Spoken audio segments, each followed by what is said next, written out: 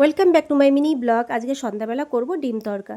তার জন্য সকালবেলা তরকার ডালটা ভিজিয়ে রেখেছিলাম, আর এখন সন্ধ্যাবেলা সেটা করতে এসেছি। কতগুলো পেঁয়াজ কুচি কুচি করে কেটে নিলাম, গরম তেলের মধ্যে ছেড়ে দিলাম, আর তার মধ্যেই দিয়ে দিলাম 3টে টমেটো কুচি। পেঁয়াজটা যখন লাল লাল করে ভাজা হয়ে যাবে টমেটোটা তখনই দিতে হবে। আর তার মধ্যে আদা রসুন আর কাঁচা লঙ্কার পেস্ট দিয়ে দিলাম। ওটা ভালো করে কষানো হয়ে গেলে পরে কিছু গুঁড়ো মশলা দিয়ে দেবো।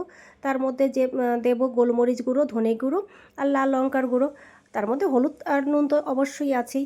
ভালো করে কষানো হয়ে গেলে পরে দিয়ে দেবো তরকা যেটা সিদ্ধ করে রেখেছিলাম, সেই তরকার ডালটা এটা দিয়ে সেটাও একটু কষিয়ে নেব যতক্ষণ না এই মশলার সঙ্গে তরকাটা ভালো করে মিশে যাচ্ছে।